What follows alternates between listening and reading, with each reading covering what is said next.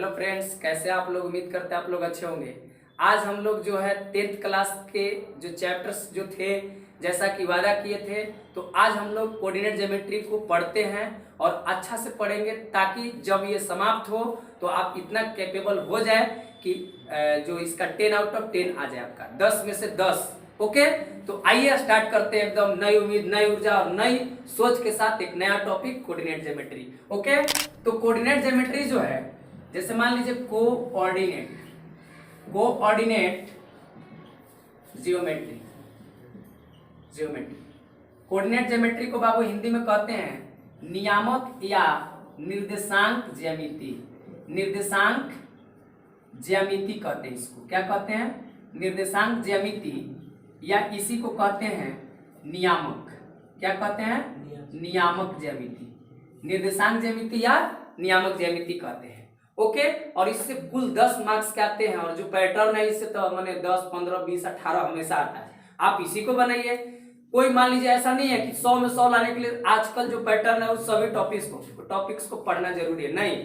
Certain topics पढ़ के 100 out of 100 ला सकते हैं, क्योंकि क्रॉस जाके उससे एबव क्वेश्चंस पूछ रहे हैं। ओके, तो जैसे आपका कोऑर्डिनेट ज्योमेट्री है, इस कोऑर्डिनेट ज्योमेट्री में आपको अगर बात करा जाए तो हायर लेवल में 3D में भी पढ़ना है, लेकिन 2D में अगर पढ़ा जाए तो हमको दो तरह से यहाँ पर पढ़ना है। क्या कोऑर्डिनेट ज्योमेट्री में एक पढ़ना है, एक है rectangular Cartesian coordinate geometry, coordinate geometry, ये पढ़ना आपको एक ज्योमेट्री। Okay, geometry. और दूसरा आपको पढ़ना है polar coordinate geometry, polar coordinate geometry.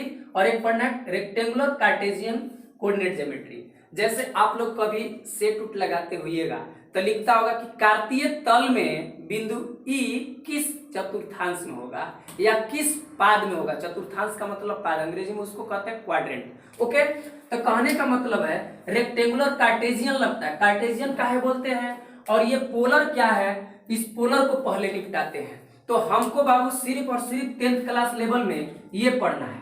Okay, आगे जाकर हायर क्लासेस में इसके बारे में भी पढ़ना है। हालांकि ये पोलर कोऑर्डिनेट का होता है, तो जब हम लोग किसी भी बिंदु के नियामक को आर और थीटा के रूप में लिखते हैं। कैसे लिखते हैं? आर और थीटा के रूप में। आर और थीटा के रूप में जब इसको हम लोग व्यक्त करेंगे तो इसको हम लोग कहते हैं पोलर कोऑर्डिनेट ज्योमेट्री। कैसे? तो थोड़ा सा आइए देख लेते हैं आर और थीटा के रूप में कैसे इसको रिप्रेजेंट करा जाता है।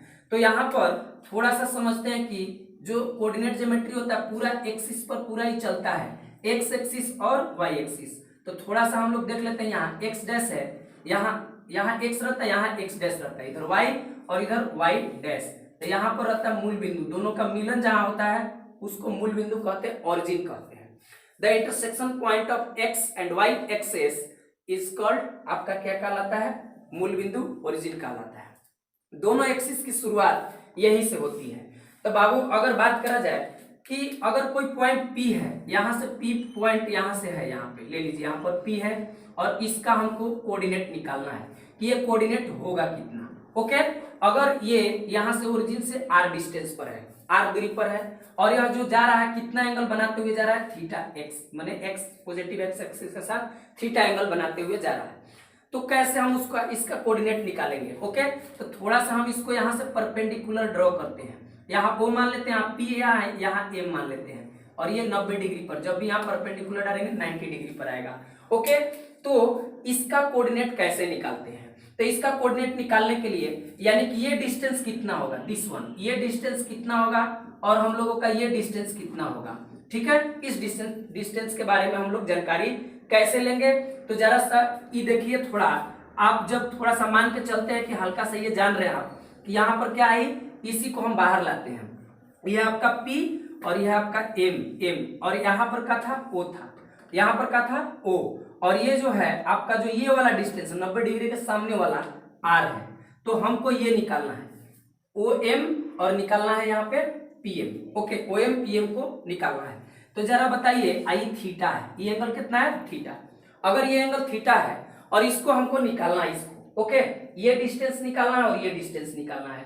तो जरा बताइए कि अगर हम ट्रिगो में पढ़े हैं कि 90 डिग्री के सामने वाला क्या होता है, 90 डिग्री के सामने वाला को कर्ण कहते हैं, हाइपोटेनस, और जहां थीटा बनता है बाबू उस साइड को हम लोग क्या कहते हैं, आधार कहते हैं, बेस कहते हैं, और जहां थीटा बनता है उसको सामने वाला को क्या कहते हैं, लंब कहते हैं। तो जरा बताइए अगर ये पता हो, हाई निकालना है, ये पता है और ये निकालना है, तो ये आधार ना हो गया, आई क्या हो गया, कर्ण।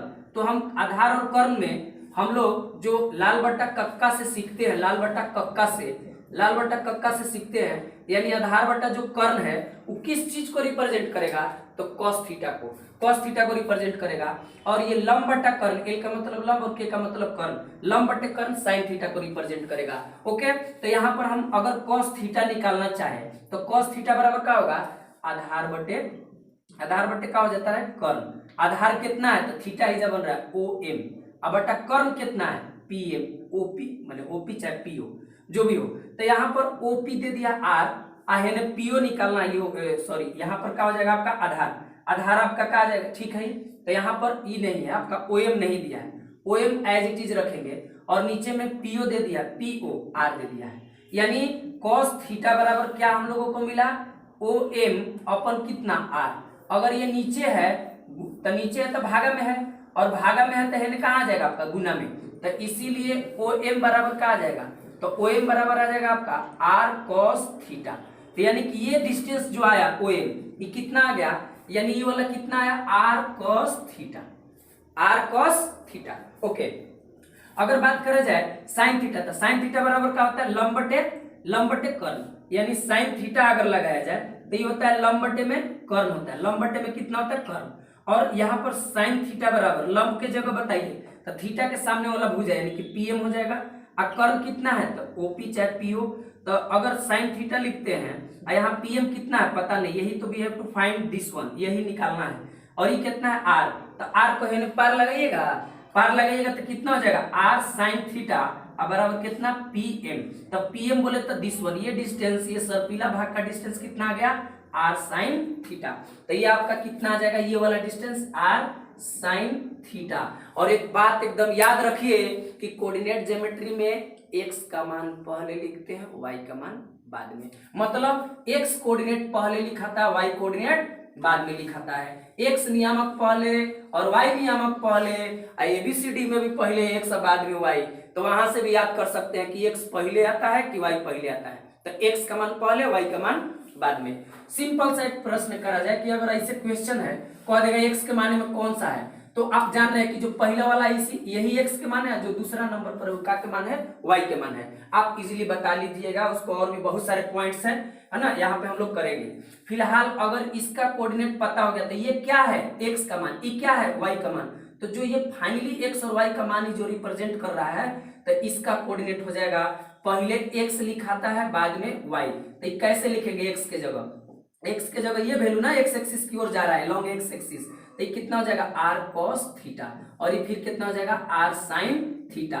तो इस प्रकार से जब रिप्रेजेंटेशन हो, R और थीटा में रिप्रेजेंटेशन करते हैं तो पोलर कोऑर्डिनेट में पढ़ते हैं, और पोलर कोऑर्डिनेट को कार्टेशियन कोऑर्डिनेट में बदलेंगे, और कार्टेशियन कोऑर्डिनेट को पोलर कोऑर्डिनेट में बदलने के लिए भी आपको आसानी से कर सकते हैं। जैसे अगर मान लीजिए इस ट्रायंगल में अगर हम त्रिभुज कोना में हो PO अगर M में जाते हैं, POM में जाते हैं, तो जरा बताइए कि इस डिस्टेंस को क्या होगा। यहाँ पे जब भी समकोण त्रिभुज हो पाइथागोरस लगा सकते हैं। पाइथागोरस लगाने का तरीका ये मत रटिए कि कर्ण स्क्वायर बराबर लंब स्क्वायर प्लस आधार स्क्वायर, यानी हाइपोटेनस का स्क्वायर बराबर बेस का स्क्वायर प्लस जो परपेंडिकुलर का स्क्वायर। आप ऐसे देखिए कि त्रिभुज जो बन रहा है 90 डिग्री के सामने कौन सी भुजा है, 90 डिग्री के सामने वाली भुजा क्या होती है, सबसे बड़ी भुजा यानी कि कर्ण। तो 90 डिग्री यहाँ बनेगा, सामने वाली भुजा क्या हो जाएगा, OP का स्क्वायर बराबर है क्या आ जाएगा, सब गोपी आ जाएगा, ई का बच जाएगा दोनों नानका, तो दोनों नानका का स्क्वायर करके जोड़ दीजिए। ओके, तो आपका क्या हो जाएगा, OM का स्क्वायर अब प्लस का हो जाएगा PM का स्क्वायर, क्या हो जाएगा, PM का स्क्वायर। जरा देखिए कि यहाँ पर अगर बात करा जाए, इसको अगर बाबू इसको x कोऑर्डिनेट ना है, इसको x माना जाए, इसको अगर क्या करा जाए, यहाँ से यहाँ क्या है, y है, तो y मान लेते हैं। ओके, तो हम क्या करते हैं, यहाँ पे r रख देते हैं, यानी R स्क्वायर। अब बराबर यहाँ पे OM के जगह क्या रखेंगे, OM के जगह क्या रखेंगे, x का स्क्वायर और y का स्क्वायर। तो इसीलिए जब भी स्क्वायर रहता है उन्हें रूट जाता है, जब भी इन्हें स्क्वायर है तो उन्हें रूट जाएगा, और जब भी रूट जाएगा तो आपको प्लस माइनस लेके जाएगा। लेकिन ये आर क्या है, आर एक डिस्टेंस है, तो डिस्टेंस कभी निगेटिव होगा ही नहीं, डिस्टेंस ऑलवेज पॉजिटिव होता है। मतलब जब भी दूरी निकालना हो और दूरी अगर निगेटिव में है तो उसको कंसीडर नहीं किया जाएगा, क्योंकि दूरी कभी भी निगेटिव नहीं हो सकती है, हमेशा ऑलवेज वो क्या होता है, हमेशा पॉजिटिव यानी धनात्मक होता है।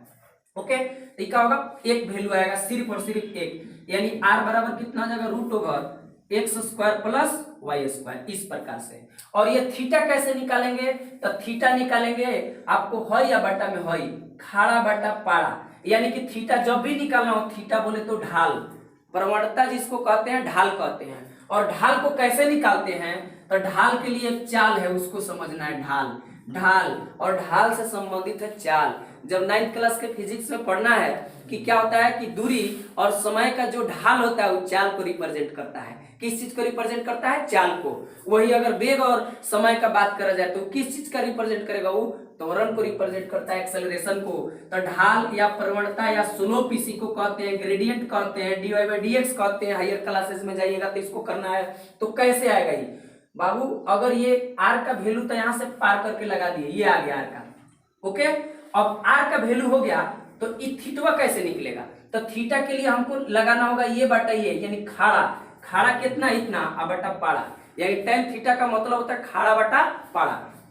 कभी कभी पाड़ा बटा खाड़ा भी हो जाएगा, बट आपको यहाँ हमको देखना है, यहाँ तो क्या हो जाएगा आपका, ऊपर क्या है आपका r sin थीटा, और वही tan थीटा ही रिप्रेजेंट करते हैं। चाहे यहाँ पर हम कर सकते हैं क्या, स्लोप बराबर tan थीटा, स्लोप बराबर क्या, tan थीटा। और tan थीटा मतलब यहाँ पर कैसे निकलेगा, ये आपका y का वैल्यू है, ये किसका वैल्यू है, x एक्सिस का, तो ये कितना है, y माने है, इसको कितना माने है, x, तो क्या हो जाएगा आपका y बटे x हो जाएगा, y बटे x, यानी tan थीटा बराबर कितना मिला, y कोऑर्डिनेट अपन x कोऑर्डिनेट। यही हम लोगों के ढाल को रिप्रेजेंट करेगा, यही ढाल को रिप्रेजेंट करेगा, यही ग्रेडियंट को रिप्रेजेंट करेगा, इसी को dy by dx कहेंगे, इसी को सब चीज कहेंगे। आगे क्लासेस में आपको ज्यादा डिटेल्स में आपको ढाल के बारे में कोऑर्डिनेट में पढ़ना है। ओके, यानी कि इक्वेशन ऑफ स्ट्रेट लाइन के बारे में पढ़ना है कि coordinate of straight line which passes through the points इतना एंड इतना, 2 पॉइंट से पास करने वाला, 1 पॉइंट से पास करने वाला, एक स्लोप रखने वाला, ईच एंड एवरीथिंग के बारे में आपको हायर क्लासेस में पढ़ना है। लेकिन फिलहाल थोड़ा सा कोऑर्डिनेट, अगर पोलर का बात हो गया तो थोड़ा सा इसको हम लोग क्या कर लेते हैं, जानकारी यहाँ ले लेते हैं।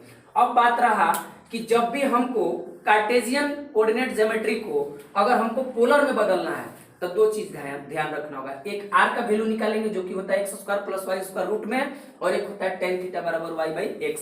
जैसे एक क्वेश्चन कर लेते हैं, जैसे एक क्वेश्चन अगर हम लोगों का आ जाए, यहाँ पर एक क्वेश्चन आ जाए इस प्रकार से, कैसे कह देगा आपको कि 1,1 को का पोलर कोऑर्डिनेट बोले तो ध्रुवीय निर्देशांक या नियामक ज्ञात करें, ध्रुवीय कहते हैं, ध्रुवीय नियामक या निर्देशांक इसका हिंदी होता है। ओके, इसका क्या होगा 1,1 के, तो बाबू पहले बताया कि पहले x का मान बाद में y का मान, तो x बराबर 1 है एंड y बराबर भी क्या है 1, तब इसीलिए हम tan थीटा निकाल लेते हैं। tan थीटा बराबर कितना होगा y अपॉन x, तो 1/1, 1 से 1 के कट बता आपका कितना आ जाएगा 1 ही, यानी tan थीटा बराबर 1 आया। तो टेबल में मान के चलते हैं कि tan थीटा बराबर 1 कितना डिग्री पर आपका 45, यानी 45 डिग्री आ गया। और दूसरा क्या निकालना है, r की वैल्यू, तो चूंकि r बराबर कितना होता है, r बराबर होता है root over X square plus Y square. तो क्या आप r बराबर निकाल सकते हैं, 1 का स्क्वायर 1 का स्क्वायर, 1 का स्क्वायर 1 ही, 1 का स्क्वायर 1 ही, आई कितना हो जाएगा r बराबर 112 यानी रूट 2। और रूट से बाहर तो निकलेगा नहीं, सब रूट वाला हम लोग बेसिक में पढ़ चुके हैं, बाहर निकलेगा नहीं, तो जब निकलेगा नहीं तो यही रह जाएगा रूट में। r की वैल्यू आ गया, और क्या के वैल्यू आ गया आपका, थीटा के वैल्यू आ गया। तो जब हम इसको लिखेंगे, जब हम इसको लिखने जाएंगे तो कैसे लिखेंगे, इसीलिए इसका पोलर कोऑर्डिनेट का हो जाएगा आपका, पोलर फॉर्म का हो जाएगा इसका, पोलर फॉर्म यानी ध्रुवीय रूप का हो जाएगा इसका। तो चूंकि होता है कितना r cos थीटा, हम लोग प्रूव करें हैं r cos थीटा और कॉमा r sin थीटा। तो आइए यहाँ पर पुट कर देते हैं, r के जगह रूट 2 आया तो रूट 2 रख देते हैं, और cos थीटा के जगह कितना 45 रखेंगे, कॉमा यहाँ √2 रखेंगे आर के जगह साइन, और थीटा के जगह कितना रखेंगे 45। ये थीटा का वैल्यू रखना नहीं है, फिर अगर थीटा का वैल्यू रखिएगा तो रूट शूट होके या फिर से आपका कहा जाएगा 1, यानी फिर से आप कहाँ पहुंच जाइएगा, जहां ये पूछ लेता आपका कार्टेशियन में पहुंच जाइएगा। तो उम्मीद करते हैं कि कार्टेशियन को कैसे पोलर में चेंज किया जाए और पोलर को भी कैसे कार्टेशियन में चेंज किया जाए आपको यहां से समझ में आएगा कि वैल्यू पुट कर देंगे, यहां से आसानी से आ जाएगा। इन्हीं फार्मूला का इस्तेमाल करके हम दोनों को इसको उसमें और उसको इसमें चेंज कर सकते हैं, और जो कि सभी चीजें हायर क्लासेस में आपको 10th में इसको नहीं पढ़ना है। ठीक है, जो हमको पढ़ना है सिर्फ और सिर्फ हमको किसके बारे में पढ़ना है, हम लोगों को पढ़ना है सिर्फ और सिर्फ कार्टेशियन कोऑर्डिनेट ज्योमेट्री। और कार्टेशियन कोऑर्डिनेट ज्योमेट्री क्या होता है, इसके क्या एक्सिस के क्या होते हैं, एक्स एक्सिस क्या है, वाई एक्सिस क्या है, मूल बिंदु क्या है, आपका भुज जो होता है भुज क्या है, कोटि क्या है, एक्स एक्सिस से दूरी को क्या कहते हैं, वाई एक्सिस से दूरी को क्या कहते हैं, अगर मान लीजिए दोनों के कटान बिंदु को क्या कहते हैं, मिलन बिंदु को क्या कहते हैं, या फिर मान लीजिए क्या किसको अगर कोई पॉइंट दे दिया जाए तो कैसे किसी पॉइंट को कोऑर्डिनेट ज्योमेट्री में रिप्रेजेंट करते हैं, इन सभी चीज के बारे में आगे हम लोग पढ़ेंगे। तब तक के लिए बने रहिए, थैंक यू।